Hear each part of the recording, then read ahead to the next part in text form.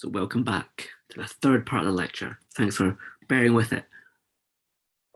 So we've seen Thrasymachus's challenge. So he thinks that, look, you should just live an immoral life. Like, you get the most benefits that way. We see this clearly when we think about immoral people. They get the most. So just be immoral. Don't follow these moral rules. Like, just capitalize on the fact that being immoral is good, for prudentially good, and just do that. There's nothing else to worry about. But let's now think about how we might respond to Thrasymachus's challenge. Like, maybe we shouldn't be immoral. Maybe we should be good.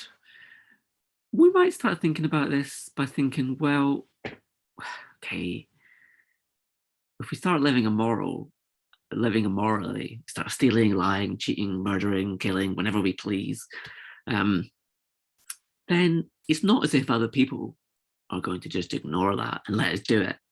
Other people might think that's a little bit problematic, at least. They might even think it's more than problematic. They might think it's objectionable, wrong.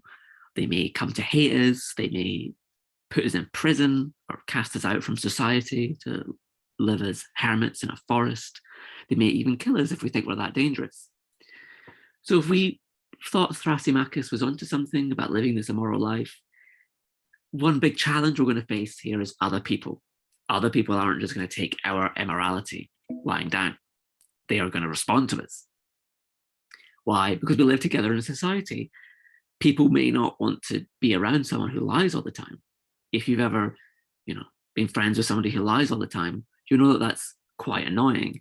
And at a certain point, once you realize that they're full of shit and will always lie, you don't really want to be friends with them anymore. And even people who are not thoroughly compulsive liars, just lie sometimes. If people keep breaking your trust that way, you're not going to want to be friends with them very much longer. And that's not just about who you choose to be your friends, but also maybe who you want to live with in society. Do you want to live in the same city as people who are always lying, cheating, and stealing, insofar as you have the power to control that?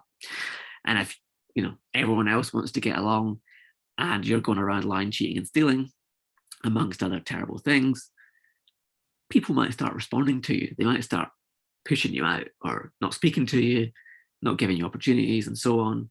So a big worry with trying to live this immoral life is other people. Other people might force us to actually be moral.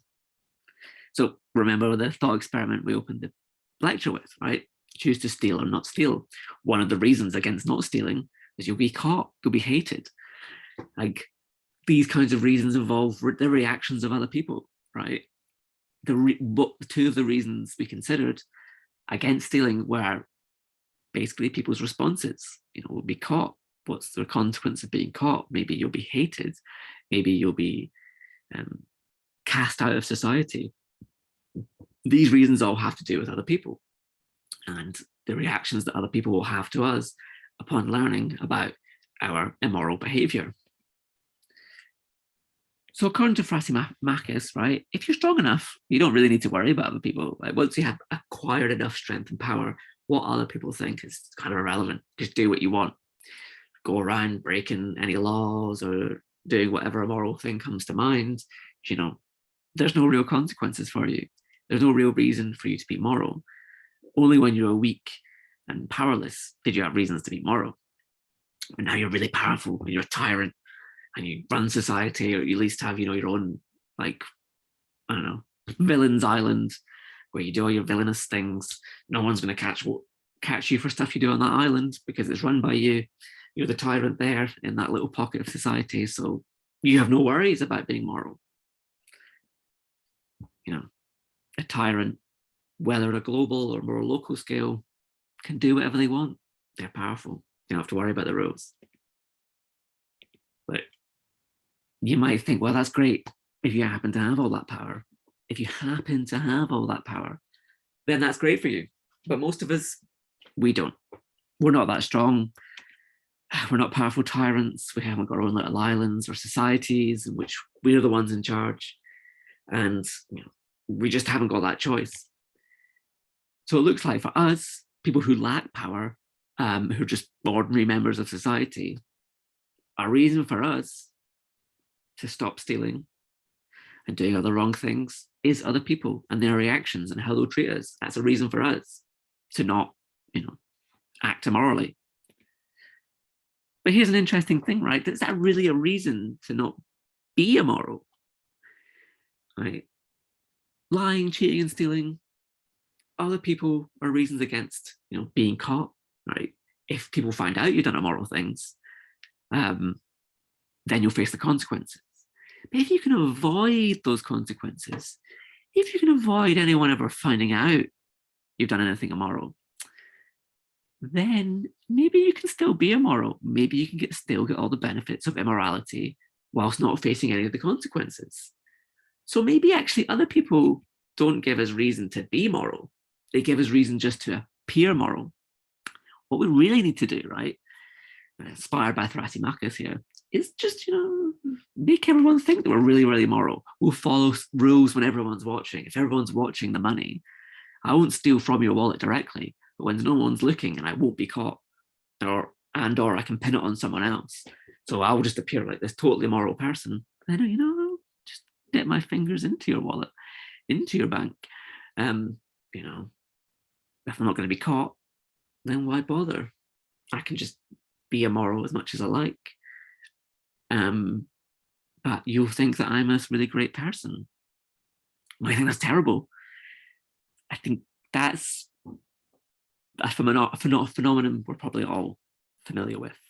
I think if you're familiar with the internet and how people behave differently on the internet as opposed to how they behave online when they go through the anonymity of being online versus the non-anonymity of real life, some people, feel very much easier about doing immoral things with the anonymity of being on the internet, living online, than they do in real life. You might have a perfectly good, upstanding citizen who, pays their taxes, is nice to everyone, but then online, just, trolls like the parents of dead children and does other heinous things like this, it's just funny, isn't it?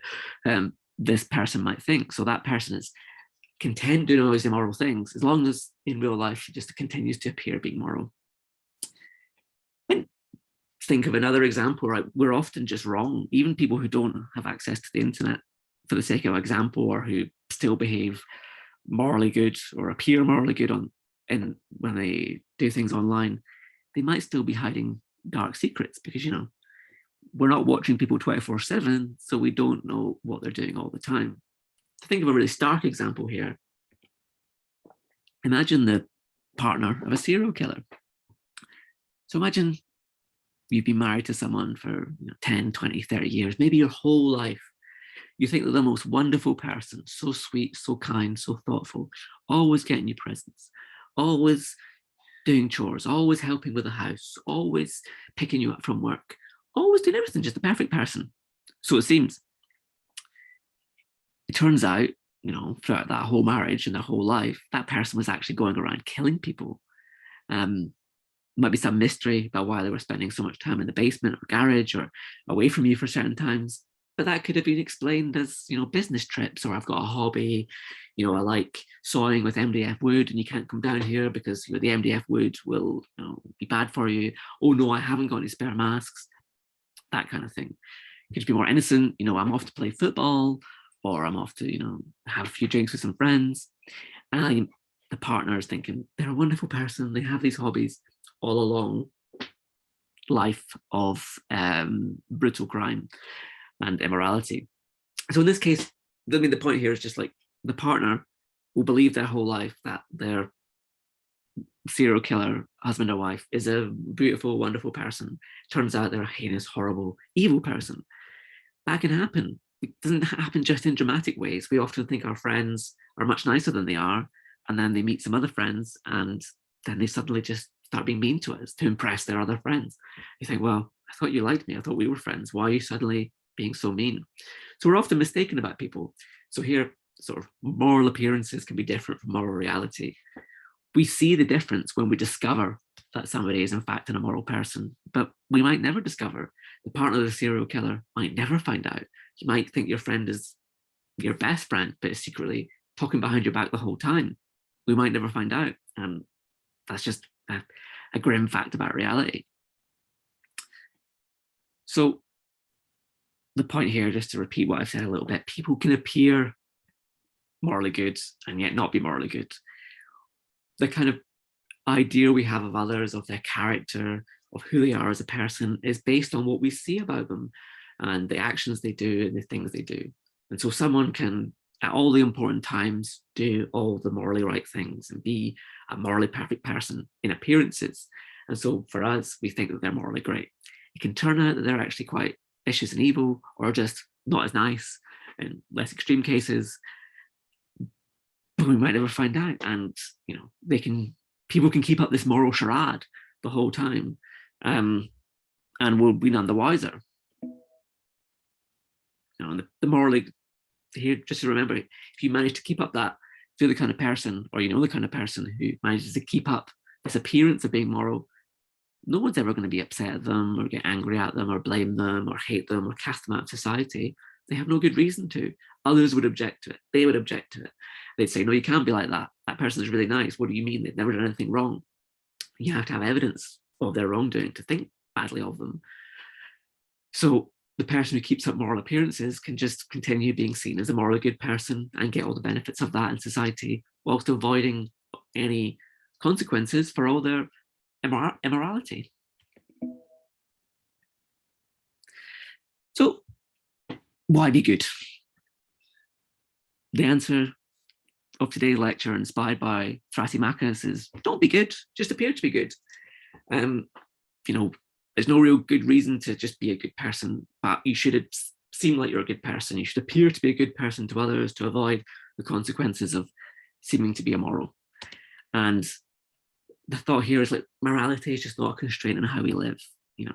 Morality doesn't tell you that you shouldn't do a moral thing. Well, morality tells you shouldn't do moral things, but it doesn't then tell you that you should act on those reasons. You just do what's good for you, or do whatever you want, and avoid appearing to be a bad person, avoid appearing to be morally bad or have done morally bad things, and that'll be the perfect way, because you'll get all the benefits of being immoral, and yet everyone will think you're very good. Here, really, the constraint is appearing to be moral. Morality, it seems, is telling you just make it seem like you're moral and everything will be great. Of course, if you manage to be strong enough, then even that isn't a constraint. That, for me, of course, perhaps for you, I hope for you, it's quite a depressing picture. Is that really how life is? People just going around wanting to appear to be good, but actually really harboring evil, heinous, or just slightly bad desires and values that they don't express in action or don't act on just because they'll be caught, but in situations where they won't be caught, they do act on them. That, to me, is quite depressing. But it seems that many people are like that. I've at least known several people who at least claim that, if I didn't get caught doing X, Y, or Z immoral thing, then of course I'd do it. But because there are consequences, that's why I don't do it.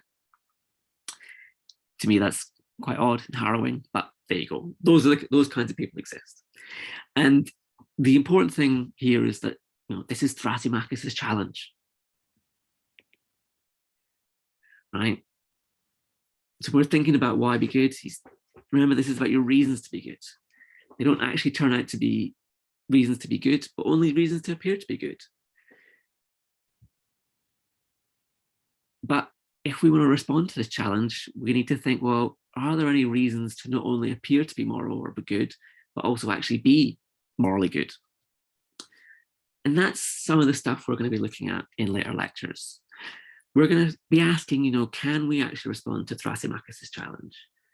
Can we get a reason to not only appear to be moral, appear to be morally good, but actually be morally good?